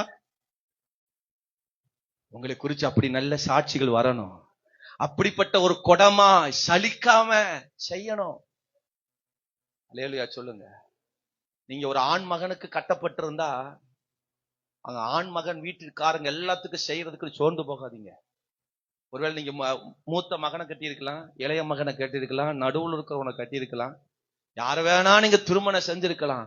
ஆனா உங்க வீட்டுக்கு செய்ய வேண்டிய காரியங்களை அளக்காம எண்ணாம யோசிக்காம நீங்க தேவனுக்காக உற்சாகமா செய்யும் பொழுது எதிர்காலத்தில் ஆபிரகாம் வீட்டின் ஆசீர்வாதங்கள் எல்லாம் கர்த்தர் நமக்கு தர விரும்புகிறார். அல்லேலூயா சொல்லுங்க. யோசிக்காதீங்க. ஒரு சபையில வந்து ஒரு வேலை செய்வதுக்கு ரொம்ப யோசிக்காதீங்க. உங்க குடும்பத்துல வேலை செய்யறதுக்கே நம்ம அவ்வளவு சடவா இருக்கிறோம், அப்படித்தானே? அல்லேலூயா. மாமியார ஒரு குத்தம், மருமகளை குத்தம், அவர்களை குத்தம், இவர்களை குத்தம், அவர்களை குத்தம். 2 பேர் பேசிட்டு இருந்தாங்களாம். 2 மாமியார் பேசிட்டு இருந்தாங்க. என்ன உன் மருமகளுக்கு நகமெல்லாம் வெட்டி கொடுக்கற? எப்படிங்க ஒரு மருமகளுக்கு நகமெல்லாம் வெட்டி கொடுக்க? அம்புட்டு பாசமா? ஐயோ, இப்படி ஒரு மாமியார நான் உலகத்துல அது இந்த காலத்துல பார்க்க முடியல. ஐயோ, சிரிக்கிறாங்க பாருங்கல்ல, அவ்வளவு ஒத்துமையா இருக்கிறாங்கல்ல. ஆச்சரியப்பட்டு கேட்கிறா. அதுக்கு அவ சொல்றா, இந்த மாமியா சொல்றா, அட போடிக்கிருக்கி, சண்டை கட்டும் போது நகத்திலேயே வச்சு வருண்டுறா. சண்டை கட்டும் போது நகத்திலேயே வருண்டு. நீங்க எப்படி இருக்க வாழ்க்கை? நீங்க நல்ல குணமா இருங்க, மருமக நல்ல குணமா இருப்பா. மருமக நீங்க நல்ல குணமா இருங்க, மாமியா நல்ல குணமா மாறுவாங்க. வசனம் அழகா சொல்லுது, ஈசாக்கு தன் தாய்க்கு கொண்டிருந்த துக்கம் நீங்கி ஆறுதல் அடைந்தாள். 67ஆம் வசனத்துல உங்க மனைவியை குறிச்சு உங்களுக்கு அவ்வளவு மகிழ்ச்சி வரணும். உங்களை குறிச்சு உங்க புருஷன் நல்ல சாட்சி சொல்லணும். உங்க குடும்பத்தார் நல்ல காரியங்களை பார்க்கணும். அவர்கள் வாழ்க்கையில துக்கமெல்லாம் மாறணும். நீங்க அவளுக்கு ரொம்ப கஷ்டப்படுத்தாம உங்களை நினைச்சு அவங்க வாழ்க்கையில் இருக்கிற பல துக்கமெல்லாம் மாறணும். ஆமென் சொல்லுங்க. அப்படிப்பட்ட ஒரு குடமா நீங்க இருக்கணும். ஆமென் சொல்லுங்க பார்க்கலாம். சத்தமா ஒரு அல்லேலூயா சொல்லுங்க. 3வது ஒரு குடத்தை நான் சொல்ல போகிறேன், கவனிங்க. லூக்கா 16ஆம் அதிகாரம். நான் மெதுவா போறேன் பாருங்க. ஏன் தெரியுமா? உங்களுக்கு எல்லாம் புரியறதுக்காக தான் சொல்றதுக்கா மெதுவா நான் போறேன். லூக்கா 16ஆம் அதிகாரம், அதுல இருக்கிற ஒரு வசனத்தை வாசிங்க. 6வது வசனத்தை வாசிங்க. அவன் 100 குடை எண்ணெய் என்றான். அப்பொழுது உக்கிரக்காரன் அவனை நோக்கி, நீ உன் சீட்டை வாங்கி உட்கார்ந்து 50 என்று சீக்கிரமா எழுது என்றான். 8வது வசனத்தை வாசிங்க. அநீதி உள்ள உக்கிரகாரன் புத்தியாய் செய்தான் என்று எஜமான் கண்டு அவனை மெச்சி கொண்டான். போதும். 3வது ஒரு குடம், அநீதியை சரி செய்கிற குடம். எல்லாம் சொல்லுங்க. அநீதினா என்னது? அநீதினா எது? உண்மை இல்லாத நிலை, பொய்யும் பித்தலாட்டமும், ஊழல் செய்கிற காரியம், தவறான காரியம் செய்கிற காரியம். எஜமான் ஒரு உக்கிரகாரக்காரன் உண்மை உள்ளவன ஒப்படைச்சிட்டு போறார். ஒரு வேலையில நீ எல்லாம் பாத்துக்கப்பா, நீதான் எல்லாம் பாத்துக்கணும், உண்மையா பாத்துக்க அப்படின்னு சொல்லி ஒப்படைச்சிட்டு போனார். ஒரு பொறுப்பை கொடுத்துட்டு போனார். ஆனா அவன் உண்மை இல்லாத இருக்கிறதை, அவன் சில தவறு செய்வதை எஜமான் அறிந்து எஜமானே இறங்கி வந்து சொல்றார், உன் கையில் இருக்கிற எல்லா கணக்குகளையும் எங்கிட்ட ஒப்புவி, நீ இனி இந்த உக்கிரகான அந்த பொறுப்பில் இருந்து இருக்க முடியாது என்று சொல்லி அவனை கடிந்து கொள்றார். இப்ப அவன் சொல்றான், ஐயோ நான் இதுவரைக்கும் உழைச்சேன், இதுவரைக்கும் சம்பாதிச்சேன், இதுவரைக்கும் கணக்கில் எல்லாம் நான் இந்த வேலையில் இருந்தேன், இனி இந்த இடத்தை விட்டு வெளியே போனா இனி மம்முட்டி எடுத்து கொத்தருக்கு எனக்கு பலன் இல்லை, எனக்கு செய்ய தெரியாது அப்படின்னு புலம்பும் போது அவனுக்கு ஒரு யோசனை வந்தது. அப்போ தன் குடத்தில் இருக்கிற அந்த கணக்கை சரி பண்ணுகிறான். அல்லேலூயா, ஆமென் சொல்லுங்க. மூன்றாவது, நம்மகிட்ட இருக்கிற சில அநீதிகளை சரி செய்யணும். நம்ம இதுவரைக்கும் உண்மை இல்லாதவர்களா இருக்கலாம், நம்ம சில உண்மை அற்ற காரியங்களை செய்து கொண்டிருக்கலாம். அந்த கணக்கு வழக்க சரி பண்ணணும். உங்க வீட்டில் இருக்கிற கணக்கு சரியா இருக்கணும். அந்த காலத்துல சீரக டப்பால கடுகு டப்பால எல்லாம் பணத்தை எடுத்து வச்சு பேங்க் போஸ்ட் ஆபீஸ்ல அதுதான் இருந்துச்சு. இன்னைக்கெல்லாம் எதுவும் ஒளிவு மறைவு எடுக்கப்படாது. புருஷன் எவ்வளவு சம்பாதிக்கிறான், மனைவி எவ்வளவு சம்பாதிக்கிறா, பிள்ளைகள் எவ்வளவு சம்பாதிக்கிறான், கணக்க போட்டு எதுக்கு எவ்வளவு செலவாகுது, எதை பார்க்க. ஒருவேளை மனைவி அந்த பொறுப்பில் இருந்தா மனைவி சரியா கையாளணும். புருஷன் அந்த கணக்கில் இருந்தா புருஷன் சரியா அதை கையாளணும். உங்க குடும்பத்துல யார் அதை சரியா செய்யறாங்களோ அந்த குடும்பத்தில் இருக்கிற எல்லா குறைவுகள் மாறும், அநீதி எல்லாம் மாறும். தேவன் அதை நிமித்தம் நிறைவான ஆசீர்வாதத்தை நமக்கு கொடுப்பார். தேவனுக்கு செய்கிற கணக்கு வழக்குல கூட உண்மையா இருக்கணும். அதுல கூட நீங்க ஊழலற்றவர்களா இருந்தீங்கன்னா அது நம்முடைய வாழ்க்கையில் ஆசீர்வாதத்தை கொண்டு வராது. அவன் மிகவும் தண்டிக்கப்பட வேண்டியவன், அவன் அந்த இடத்தை விட்டு தள்ளப்பட வேண்டியவன். நம்ம கணக்குல சரியா இருக்கணும். எத்தனை பேர் வீட்டுல கணக்கு சரியா இருக்கு பாத்தீங்களா? கை வரமாட்டேங்குது பாருங்க. வீடுன்னு சொல்றேன், எத்தனை வீட்டுல கணக்கு சரியா இருக்கு?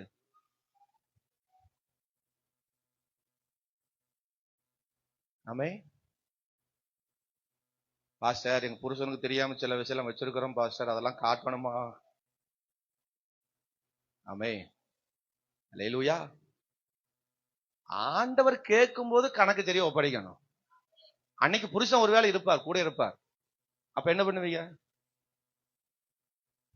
என்ன பேச மாட்டீங்க?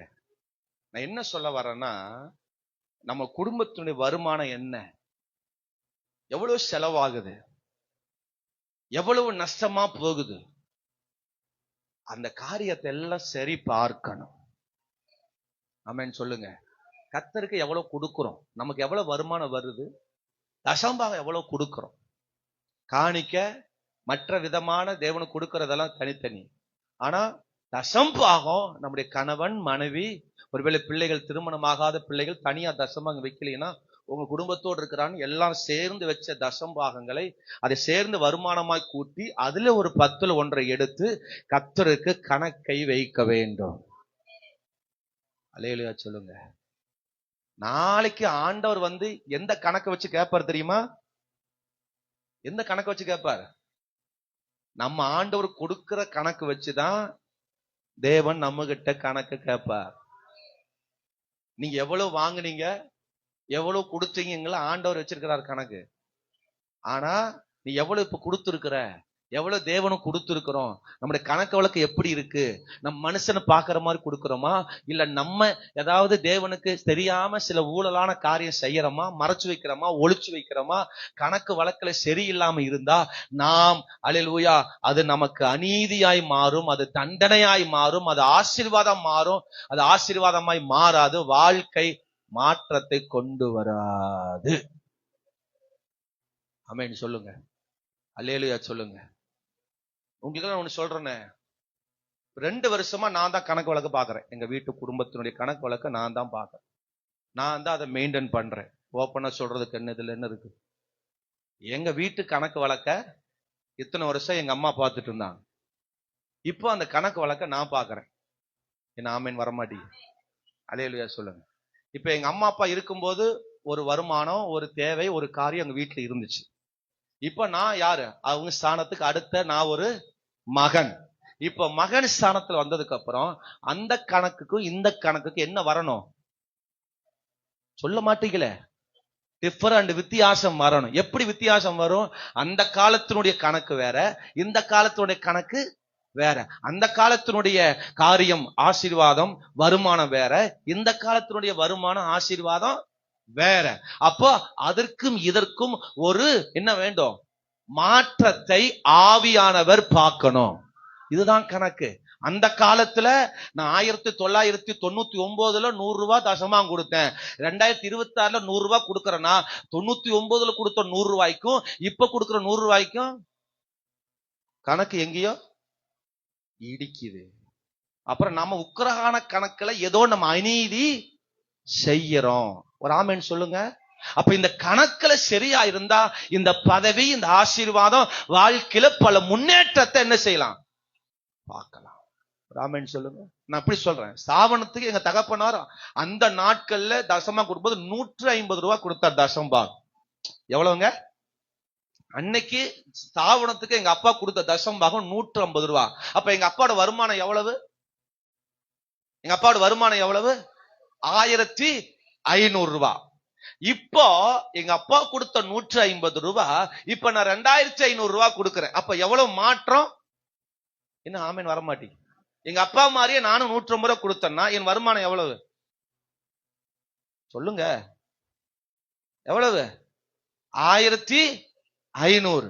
அப்ப அதே 1500 தான் இந்த வருஷம் வரைக்கும் நான் கணக்கு கொடுத்தேன்னா இடையில வந்த கணக்கு பணம் எல்லாம் காந்தி கணக்கு பாஸ்டர்.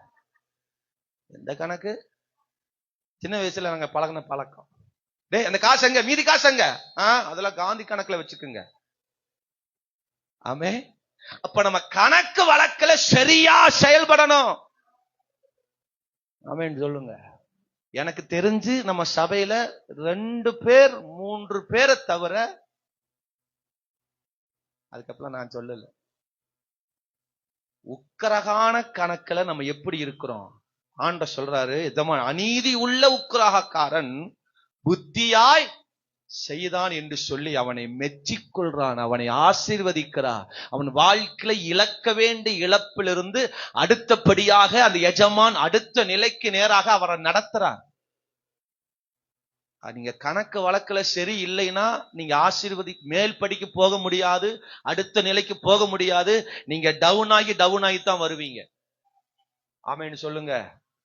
நீங்க மத்தேயுல வாசிச்சீங்கன்னா அந்த விதைக்கப்பட்ட விதையை குறிச்சு வாசிக்கிறோம். அங்க நீங்க கடைசியில நல்ல நிலையில் விதைக்கப்பட்ட விதை 100, 60, 30 இருக்கும். அப்படின்னு என்ன அர்த்தம்? 100 இருந்தது 60 போச்சு, 60 இருந்தது 30 போச்சு. நீங்க மார்க்ல வாசிச்சீங்கன்னா 30, 60, 100. ஆமே. அப்ப இது என்ன? இதுக்கு என்ன டிஃபரண்ட்? இங்க வந்த ஆசீர்வாதம் எல்லாம் இறங்குகிறது, இங்க வந்த ஆசீர்வாதம் எல்லாம் மேலே. நம்ம செய்கிற கணக்கு வழக்குல சரியா இருக்கணும். நான் இந்த பலிபீடத்தை நின்னு சொல்ல முடியும் என்னால. நான் எந்த இடத்துல எல்லாம் நான் செயல்பட்டனோ, எந்த இடத்துலலாம் என் கையில பணம் வந்ததோ, எந்த இடத்துல எல்லாம் ஒரு பொறுப்பு கொடுக்கப்பட்டு நான் செய்யப்பட்ட இடத்துல எல்லாம் ஒரு இடத்துல கூட என் கணக்கை நான் தவறாக எழுதவே இல்லை. ஆமேன்னு சொல்லுங்க. அடிச்சு என்னால சொல்ல முடியும்? 1 ரூபா கடன் பெட்டி கடையிலையோ எங்கேயுமே என் சார்பில் என்ன இல்ல. ஆமேன்னு சொல்லுங்க. நான் எந்த கடையில போய் தைரியமா நிக்க முடியும்? எந்த இடத்துல போனா நிக்க முடியும்? ஆமா, கடன் இல்லாத ஏன் தெரியுமா? கணக்குல உண்மையா இருந்தா கர்த்தர் கடனோடு விடவே மாட்டார். நீங்க கணக்கு வழக்குல சரியா இருங்க, உங்களை உண்மை உள்ளவன் என்று பொய் கணக்கு எழுதாதீங்க. நீங்க ஒரு இடத்துல வேலை செய்வீங்க, உங்க ஓனர் உங்க நம்பி ஒரு பொறுப்பு ஒரு அமௌண்ட் கொடுக்கிறார், பணத்தை கொடுக்கிறார். அந்த பண வகையில நீங்க எப்படி இருக்கிறீங்க அது ரொம்ப முக்கியம். மற்றவர்களுக்கு கொடுக்கும் போது ஓனர் என்ன சொல்லி கொடுத்தார், அவனுக்கு 500 ரூபாய் கொடு அப்படின்னா நீ 450 கொடுத்தீங்கன்னா உன் கணக்கு என்ன கணக்கு? நான் தானே கூட்டிட்டு போனேன், 50 ரூபாய் எனக்கு பசுக்கு டீசல் வக்க. ஓனர் சொன்னத உங்க நம்பி கொடுக்கப்பட்ட எஜமானு சொன்ன கணக்குல கரெக்டா இருக்கணும். ஆமீன் வரமாட்டிக்கு பாருங்க. சத்தமா ஒரு அல்லேலூயா சொல்லுங்க. எந்த இடத்துல நீங்க வேலை செஞ்சாலும் சரி, உங்களுக்கு மேற்பட்ட அதிகாரிகளுக்கு கணக்குல உண்மையா இருக்கும். அவரு பிராடு பண்ணலாம், அவர் உண்மை இல்லாம இருக்கலாம். நீ தேவனை தேடுகிற பிள்ளை கணக்குல சரியா இருக்கணும். உண்மையான கணக்கு எனக்கு ஒப்புவி. இன்னைக்கு நம்ம கணக்கு ஒப்புவிச்சா எப்படி நம்ம ஒப்புவிக்க போறோம்? இத்தனை வருஷத்துல எப்படி நம்ம தேவனுக்கு கணக்கு செஞ்சிருக்கிறோம், எப்படி நம்ம எல்லாம் தேவனுக்கு செஞ்சு கொண்டு வருகிறோம், அந்த கணக்குல சரியா இருந்தா வாழ்க்கையில் பெரிய மாற்றம் வரும். அப்ப மூன்றாவது குடம் அநீதியை சரி செய்யும் குடம். ஆமென் சொல்லுங்க, அல்லேலூயா சொல்லுங்க. நாலாவது ஒரு குடத்தை சொல்லி முடிக்க போறேன். ஆமா, 2 ராஜாக்கள் 4ஆம் அதிகாரம் 2வது வசனத்தை வாசிங்க பார்க்கலாம். 2 ராஜாக்கள் 2வது வசனத்தை வாசிங்க. எலிசா அவளை நோக்கி, நான் உனக்கு என்ன செய்ய வேண்டும்? வீட்டில் உன்னிடத்தில் என்ன இருக்கிறது சொல் என்றார். அதற்கு அவள், ஒரு குடம் எண்ணெய் அல்லாமல், ஒரு குடம் எண்ணெயே அல்லாமல் உமது அடியானுடைய வீட்டில் ஒன்றுமே இல்லை. பாருங்க, ஒரு குடம் எண்ணெய். நல்ல கவனிங்க, அவங்க வீட்டு நிலை என்ன? அவங்க தீர்க்கதரிசி மரிச்சு போயிட்டாரு. கவனிங்க, தீர்க்கதரிசி மரிச்சு போயிட்டாரு. அந்த தீர்க்கதரிசி வாங்கின கடன் அவங்க வீட்டுல இருந்த 2 பிள்ளைகளை அடமானம் வைக்கிறதுக்காக வந்து நிக்கிறாங்க, வாசல்ல நிக்கிறாங்க. இவ என்ன பண்றது தெரியல. புருஷன் தான் மரிச்சு போயிட்டாரு, பிள்ளைகளும் அடமானம் வைக்கணுமா அப்படிங்கிற ஒரு கேள்விக்குறியில கயங்கி நின்று கொண்டு இருந்தா. அப்ப எலிசாட்ட போய் சொல்றா, இந்த மாதிரி கடன் பட்ட என் வாழ்க்கையில என் பிள்ளைகளை அடிமையாக கேட்கிறாங்க, என்ன செய்யணும் தெரியல. அப்போ எலிசா சொல்றா, நான் என்ன செய்யணும்? உன் வீட்டில் என்ன இருக்கிறது? நல்ல கவனிங்க, அவ வீட்டில் இருந்த ஒரு குடம் எண்ணெய் அவ கண்ணுக்கு மறைக்கப்பட்டிருக்கிறார். நம்முடைய வீட்டிலே நிறைவான ஆசீர்வாதத்தை தேவன் வச்சிருக்கிறார். எத்தனை பேர் விசுவாசிக்கிறீங்க? நம்ம வீட்டில நிறைவான ஆசீர்வாதம் இருக்கிறது. ஆமென். வர மாட்டேங்குது. அல்லேலூயா. ஆமா, நிறைவான ஆசீர்வாதத்தை கர்த்தர் வச்சிருக்கிறார். அதை நாம் கண்களை திறந்து பார்க்கணும். அன்னைக்கெல்லாம் ஒரு குடம் எண்ணெய் இருந்துச்சுன்னா அவன் பயங்கர பணக்காரன். தெரியுமா உங்களுக்கு? ஒலிவ எண்ணெய் 1 லிட்டர் எவ்வளவு தெரியுமா? எவ்வளவு? 1000 ரூபாய் 2000 ரூபாய்க்கு மேல வரும் 1 லிட்டர் எண்ணெய். பாருங்க, ஒரு வீட்டுல ஒரு குடம் எண்ணெய் இருந்துச்சுன்னா அவன் மிகப்பெரிய பணக்காரன். ஆனா அவன் வீட்டுல என்ன நிலை? கடன் பிரச்சனை. ஆனா வீட்டில் இருக்கிற ஆசீர்வாதம் அவன் கண்ணுக்கு தெரியல. அடுத்த வசனம் சொல்லுது, எலிசா சொல்ற, நீ போய் உன் அயல் வீட்டுக்கார எல்லாரிடத்திலும் அநேக வெறும் பாத்திரங்களை கேட்டு வாங்கி வீட்டுக்குள் போய் கதவை பூட்டி அந்தரங்கத்துல அந்த பாத்திரம் எல்லாவற்றையும் வார்த்து நிறந்ததை ஒரு பக்கத்துல வை. பாருங்க, ஒரு குடம் எண்ணெய் அநேக பாத்திரங்களை நிரப்புது. அப்படின்னு சொல்லுங்க. நீங்க நல்ல நிறைவா இருந்தீங்கன்னா அநேகர் உங்க வாழ்க்கையில் ஆசீர்வதிக்கப்படலாம். ஆமென் சொல்லுங்க. ஒண்ணுமே இல்ல, சாப்பாடு இல்ல, குழம்பு இல்ல, பொரியல் இல்ல, முட்டை சாப்பிட்டு 10 நாள் ஆச்சு. ஏன் இல்ல இல்ல இல்ல இல்ல கடன் பிரச்சனை, கடன், அந்த கடன், இந்த கடன். ஆமா, எல்லாத்துக்கும் குழு கட்டுறேன், பணம் கட்டுறேன், கடன் கட்டுறேன், ஏகப்பட்டது இருக்கு. ஆவியாவுடைய நிறைவு நமக்குள் இருந்துச்சா எல்லாவற்றையும் மகிமையாய் நடத்த முடியும்.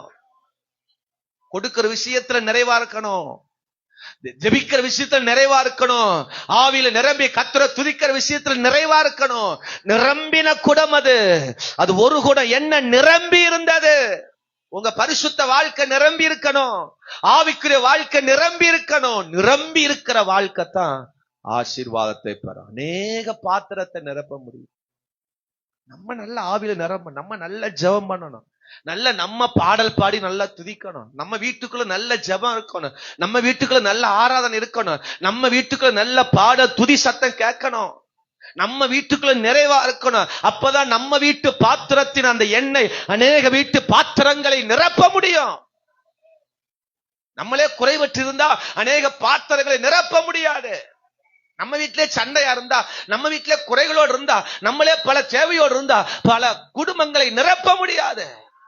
நம்ம நிறைவா இருக்கணும். இருக்கா? புருஷ மனைவிகளுக்குள்ள நல்ல நிறைவான ஜெபம் இருக்கா? நல்ல பாடல் துதி ஆராதனை இருக்கா? நல்ல ஆவியின் நிறைவு இருக்கா? நல்ல ஆவிக்குரிய நல்ல அபிஷேகத்தால் நிரம்பி ஜெபிக்கிறீங்களா? புருஷன் ஒண்ணு, புருஷ பொண்டாட்டி ஒண்ணு, பேசி 15 நாள் ஆச்சு. பிள்ளைங்க தான் டீயும் காப்பி கொண்டு போய் கொடுக்குறாங்க. அவங்க தான், ஆமா, ரயில்வே ஸ்டேஷன்ல டீ விக்கிற மாதிரி பிள்ளைங்க தான் கொண்டு போய் கொடுக்குறாங்க. ஆமீன் வரமாட்டீங்க. டேய் உங்க அம்மாட்ட ஒரு காப்பி விட்டு கொடுத்து சொல்றா, டேய் ஒரு சொம்பு தண்ணி கொண்டு வர சொல்றா. நாமேன்னு வர மாதிரி புருஷன் வீட்டுக்கு வந்து எத்தனை நாள் ஆச்சு? புருஷன் தானா, மனைவி தானா? குடும்பத்துக்குள்ள இப்படிப்பட்ட காரியம் இருந்தா எப்படி வாழ்க்கையில் ஒரு மாற்றம் வரும்? ஆமேன்னு சொல்லுங்க. கழுத வருது பாரு, கழுத பொதி சுமந்து வருது பாரு. சிலர்லாம் ஏளனமா புருஷனை, மனைவிய, குடும்பத்தை ஏளனமாய் பார்க்கிற ஒரு காரியம், மனைவி ஏளனமாய் பார்க்கிற ஒரு காரியம். 2 நாள் மனைவி இல்லைன்னா தெரியும் புருஷனுக்கு. இப்பவே அப்படித்தான் பாசம் இருக்குது. நான் தானே வரலாம் செய்யறோம். ஆமே, குடும்பத்துக்குள்ள நல்ல ஐக்கியம், நல்ல ஜெப வாழ்க்கை, நல்ல ஆவிக்குரிய நிலைகளை நல்ல கட்டி எழுப்புறவா அநேக பாத்திரத்தை நிரப்பும், அநேக குடும்பத்தை நிரப்பும். சொல்லுங்க. நீங்க சமாதானமா இருந்தா, நீங்க சந்தோஷமா இருந்தா அநேக குடும்பத்தை சந்தோஷத்தால் நிரப்பலாம். நீங்க நல்ல சமாதானமா இருந்தா அநேக குடும்பத்தை சமாதானத்துக்குள்ள நடத்தலாம். அக்கா சர்ச்சுக்கு வாக்கா, அக்கா நான் ஜெபம் பண்ற வாக்கா. ஆமா ஆமா, உங்க குடும்பத்துல பிரச்சனையா மாறல, இனி எங்க குடும்பத்தை பிரச்சனை தீர்க்க போறியா அப்படின்னு கேட்கறாங்க. பக்கத்துல இருக்கிறவங்க கேட்கறாங்களா கேட்கலையா? புருஷனை சர்ச்சுக்கு கூப்பிட்டா புருஷன் சர்ச்சுக்கு வராரா? என்ன சொல்றாரு? நீ முதல்ல மாறு, அப்ப நான் மாறுறேங்கிறாரு. இத்தனை வருஷமா நான் மாறி 15 வருஷம் ஆச்சே, அப்படியே அவர் மாற சொல்றாரு. நான் அந்த ஃபர்ஸ்ட் பாயிண்ட்ல சொல்லிட்டேன். ஆமேன்னு சொல்லுங்க. நீங்க உண்மையா ரட்சிக்கப்பட்டீங்களா அப்படின்னு உங்க புருஷன்கிட்ட போய் கேட்டா அவர் தெளிவா சொல்லிடுவார். நீங்க உண்மையா ரட்சிக்கப்பட்டீங்களா மனைவி கிட்ட கேட்டா அவர் தெளிவா சொல்லிடுவார். வேற யார்ட்டையும் கேட்க வேண்டாம். நான் பல நேரங்களும் உங்க புருஷன்கிட்ட டீ வாங்கி கொடுத்து, போண்டா வாங்கி கொடுத்து நிறைய விஷயங்கள் உங்ககிட்ட இருந்து கறந்துட்டு இருக்கிறேன். பாஸ்டர் இது எப்ப இருந்து பாஸ்டர் கேக்குறீங்களா?